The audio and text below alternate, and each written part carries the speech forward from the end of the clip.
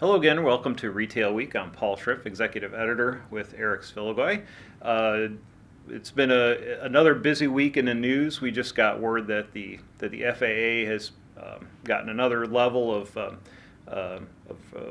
rules about drones and testing. We're seeing more companies coming into the fold with the ability to do testing. And Precision Hawk is a company in agriculture that's specifically been named, and we're seeing more and more exemptions come out. So we'll see, I think, a little bit more about the drone, positive things about drones coming out in ag here in the next probably couple of months. And the other big news was this Monsanto Syngenta rumor that's been, I think, floating around for a number of years, but that's been kind of re-energized again.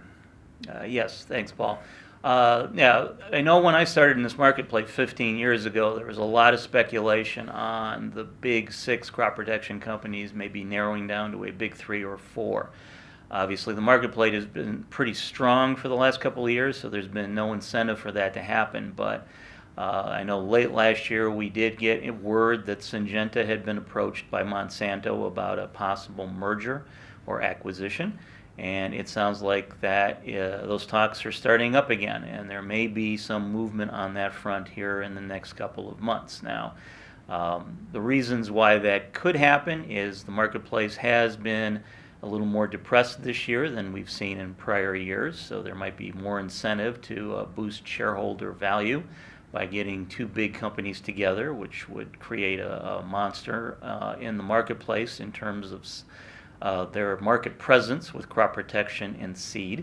But the reason it might not happen was why the rumor died the first time around. There's antitrust issues that could hit either here in the U.S. or in Europe regarding such a big merger and such a big percentage of the marketplace being owned by just one player. So regardless, though, this is probably a rumor that we'll be seeing and following throughout 2015.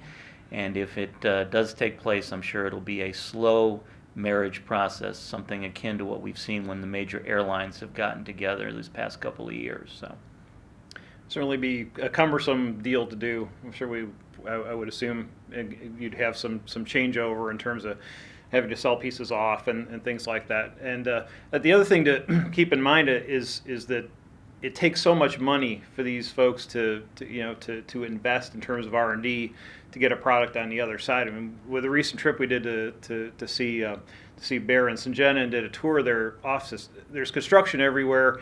There's new building, there's new investment in the millions upon millions of dollars. And in order to maintain that kind of investment, you really need the scale. So there's a case to be made for needing the scale to get there, but that's yet to be seen.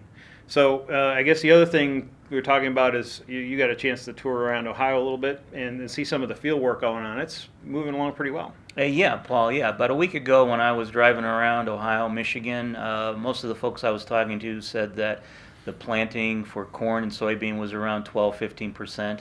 But this week we had a crew that made a swing through central Ohio, visiting a couple of ag retailers, and we'll be talking about that in the next couple of weeks, I'm sure.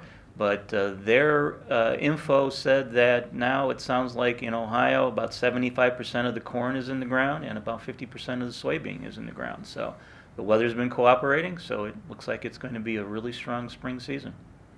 Well, certainly in our area anyway. Hopefully things are going well for you out there. That's it. All we have for Crop Life Retail Week this week. Thanks for joining us, and we'll see you again next week.